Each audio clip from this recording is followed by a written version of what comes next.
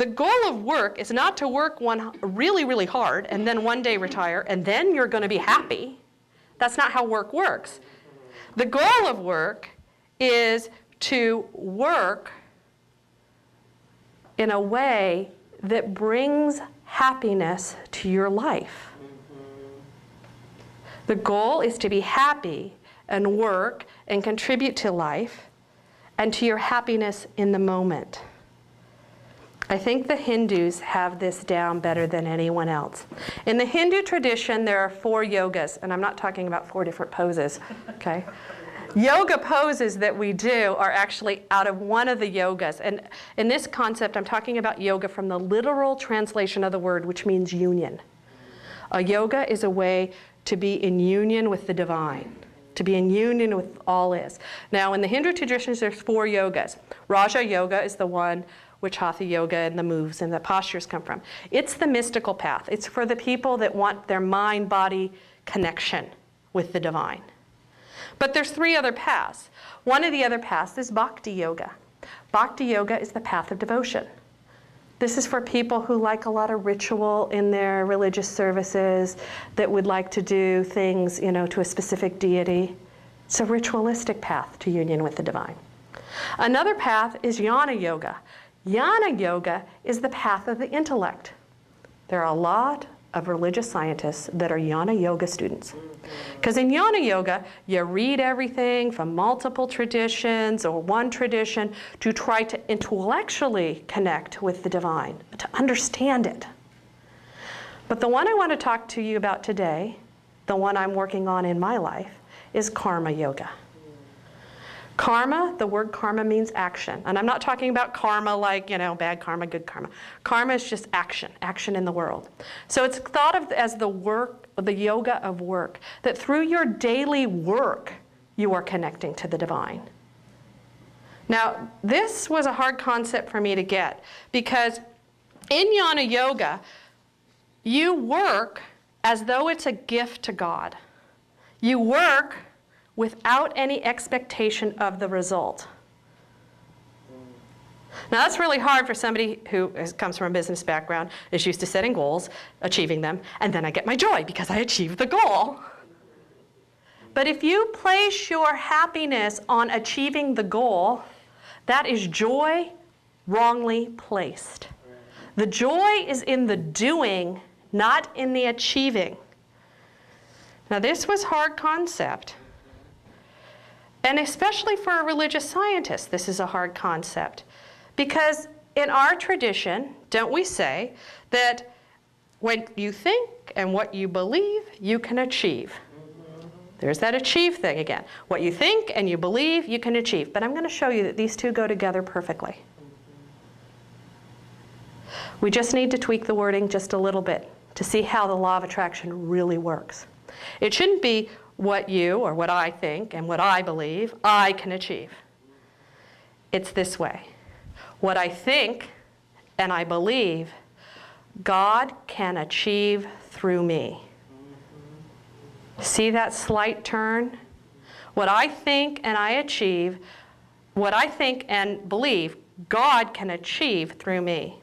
Because when we say it the other way, when we say, I can achieve, it puts us right back into the Puritan work ethic.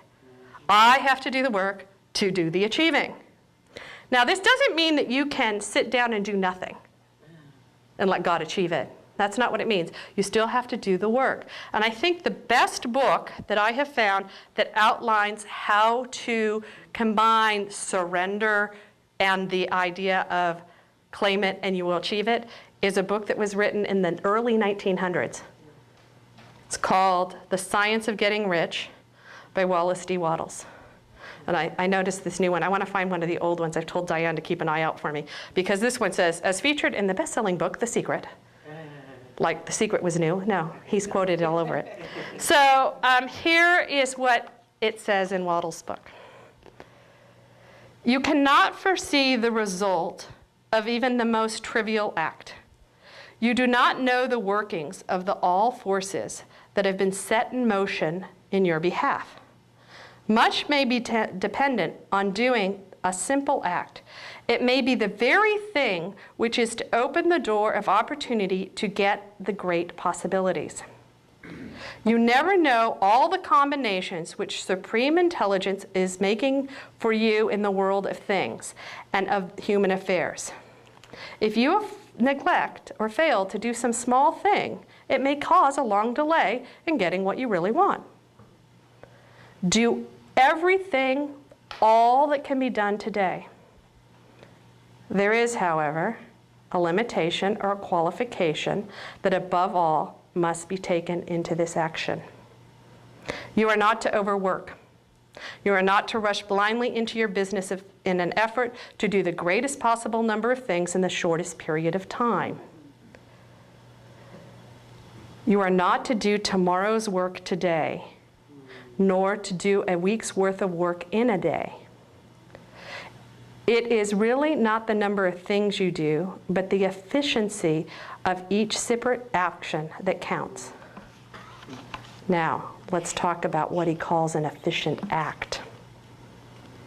Every act can be made strong and efficient by holding your vision while you are doing it and putting the whole power and faith and purpose into it.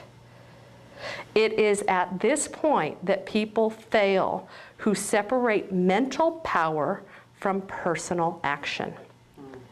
Their acts are not successful in themselves. Too many of them are inefficient. But all power going into every act, no matter how commonplace, every act will be successful in itself. What does this mean? You've loaded your images here, right? This is how this works. Point one that I made. The first thing is you need to know that all that you have achieved is not lost. So you've done this, you've reloaded the digital camera with the images that you want to take forward with you. And if there's something that has happened, not happened yet, that you want to take forward with you, you load that into your personal teleprompter too. Then you turn off the TV and you start listening to this teleprompter. Second, remember that the experts don't know anything. They don't know what our future holds or what's the next step. They don't know that maybe being laid off from that job has lined you up for what you claimed 2 years ago. The experts don't know your life. So turn off the TV, turn off the commentators, turn off the pundits, because they pop up and they're there and they're on the news. Instead, tune into your personal pundit that you have just loaded, this teleprompter. And just as often as you hear that bad news on the thing, you want to shut that out, you want this personal teleprompter to be broadcasting like that. I'm doing the dishes, and it is leading me to, etc. Okay? I'm doing the job I have right now, and it's leading me to. I'm talking to the grandkids, and it's leading me to. Okay? Listen to your personal pundit. 3, remember that I said how you approach today will have more effect on you than any condition portrayed in the media. This is the efficient manner that you need to work in. Doing everything that's in front of you to do. If that's look on Craigslist, look on Craigslist. But while you're doing it saying, this act is moving me toward whatever. Okay? Too many of us say, I just sit and pray, sit and pray, sit and pray. Okay, now I'm going to the networking event. You don't take God with you. So this is how I want you to approach your life.